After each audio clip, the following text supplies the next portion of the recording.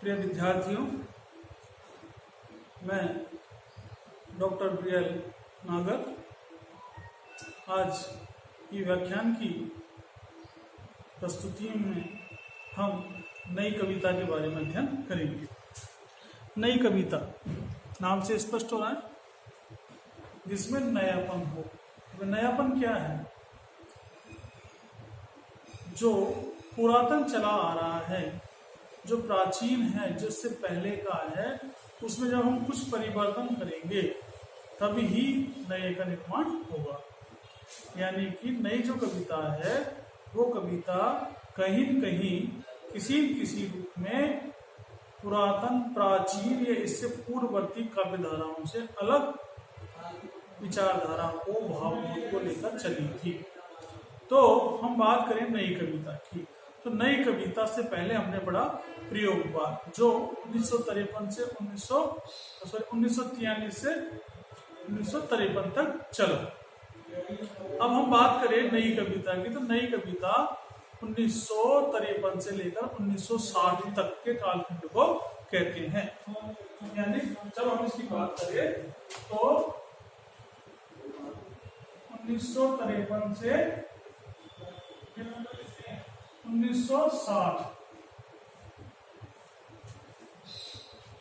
नई कविता का जो समय था वो 1953 से प्रारंभ होकर 1960 तक चला। 19 से 60 से जो नई काव्यधारा आएगी उसका नाम होगा साठोत्तरी कविता, यानी 1960 के बाद की कविता। तो 1953 से 1960 के बीच जो काव्यधारा हिंदी साहित्य में चली, उस कविता का नाम या उस काव्यधारा का नाम क्या था? नई कविता। जो नए भावबोध, नए विचार को लेकर हिंदी में आगे बढ़ी। अब हम बात करें नई कविता। नई कविता क्या है? स्वतंत्रता के बाद, कब स्वतंत्र हुआ? 1947 में। कब तक लागू हो गया? 1950। कब की बात कर रहे हैं? 1953। तो भारत में स्वतंत्र हुआ, तो स्वतंत्र होने के बाद जो भारतीय जीवन था, इसकी बात कर रहे हैं अपन, भारतीय जीवन की। जो भारतीय जीवन था और जो भारतीय व्यक्ति था, जीवन या भारतीय व्यक्ति, उसके संपूर्ण जीवन की परिस्थिति, उसके जीवन में क्या उतार चढ़ाव आए, किन किन परिस्थितियों का वो सामना कर रहा था, उन सारे जीवन की परिस्थितियों का रचनात्मक साक्षात्कार क्या कहलाया? नई कविता कहलाया। ये रचनात्मक साक्षात्कार ही क्या है? नई कविता। भारतीय जीवन और व्यक्ति की जीवन परिस्थितियों का रचनात्मक साक्षात्कार नई कविता है। ठीक। वैसे जब हम नई कविता को पढ़े तो नई कविता के जो प्रवर्तक है या नई कविता का जो नाम दिया वो किसने दिया? अज्ञे ने ही दिया। नई कविता अज्ञे के द्वारा ही नामकरण दिया। यानी हम बात करें नामकरण की, तो नई कविता का जो नामकरण था वो किसने दिया? अज्ञे। तथा नए पत्ते, नए पत्ते 1953 में ये प्रकाशित हुई। नए पत्ते 1953 में निकली और कहते हैं कि वास्तविक रूप से नए पत्ते से नई कविता का प्रारंभ हिंदी जगत में हो गया था। अज्ञे ने इसका नामकरण किया, नए पत्ते के प्रकाशन के साथ ही नई कविता का प्रारंभ हो गया था। और मूलतः जब हम इसकी बात करें, प्रयोगवाद क्या था? प्रयोगवाद का विकास ही नई कविता कहलाता है। यानी प्रयोगवाद का आगे का जो विकास है तो नई कविता कहलाता है। प्रयोगवाद की जो कमियां थी उन कमियों को दूर करते हुए नई चीजों को अपनाते हुए जैसे कभी आगे बढ़े तो क्या कहलाया? किसमें कन्वर्ट हो गया? प्रयोगवाद का नवीन विकास क्या कहलाया? नई कविता कहलाई। और दूसरी चीज, कितने तार सप्तक थे? मैंने पूर्ववर्ती क्लासों में आपको बताया कि 4 तार सप्तक थे। तो जो दूसरा तार सप्तक था, तो दूसरे तार सप्तक के बाद किस कविता का विकास हुआ? नई कविता का हुआ।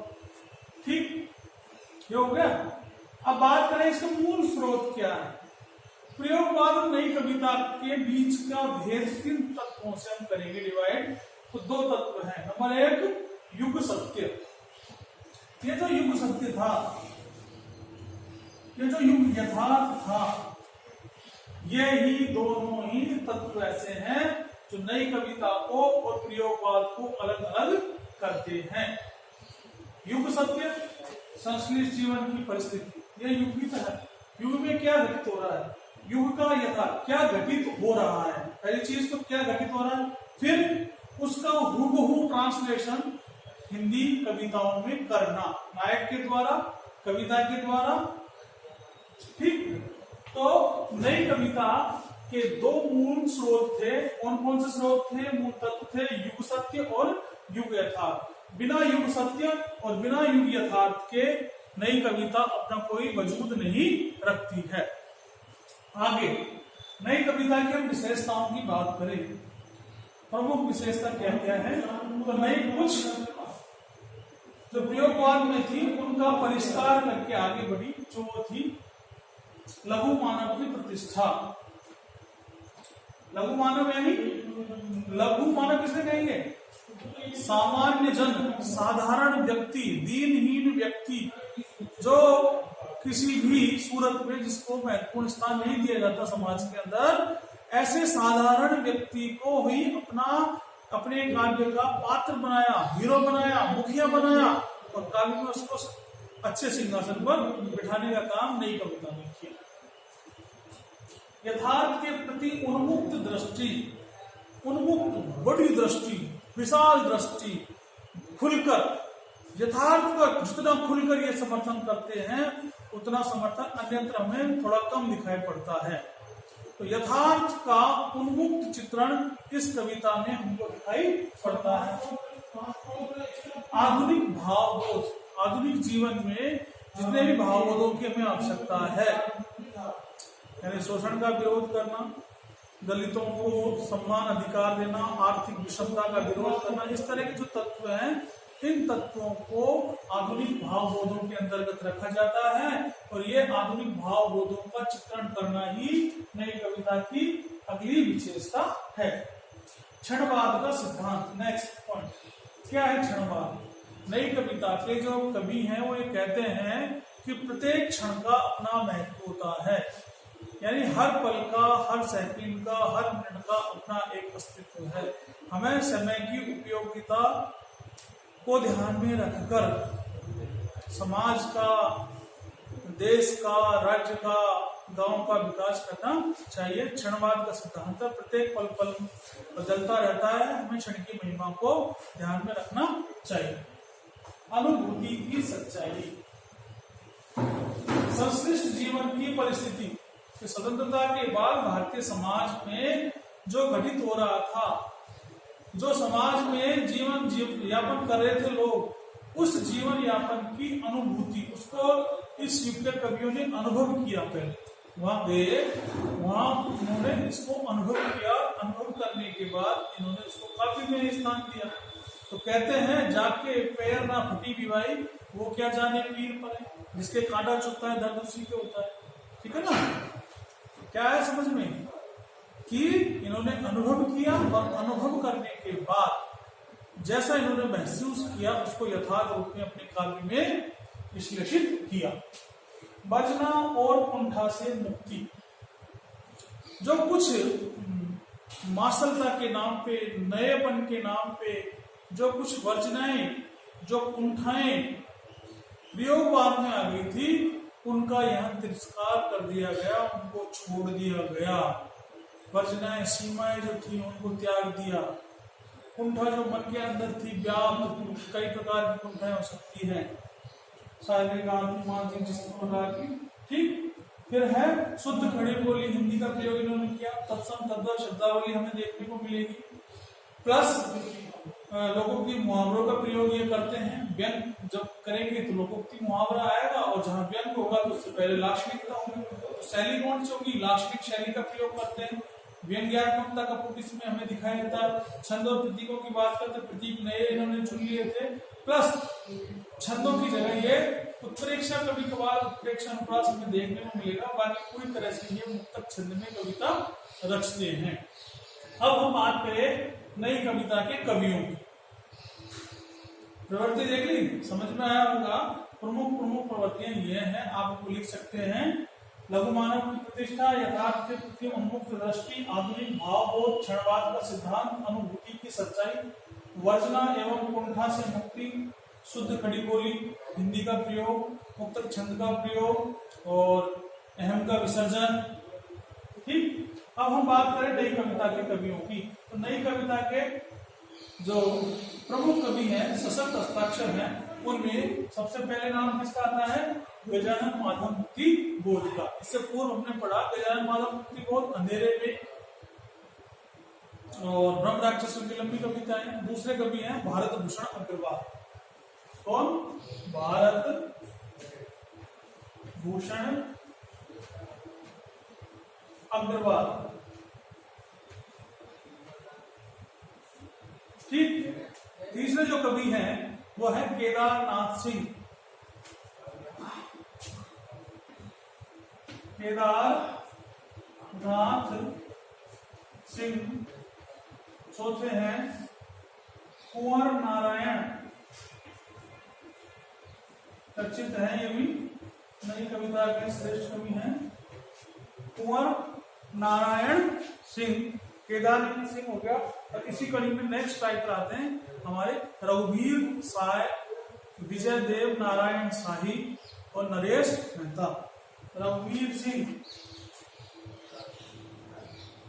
रघुवीर सिंह, नरेश मेहता,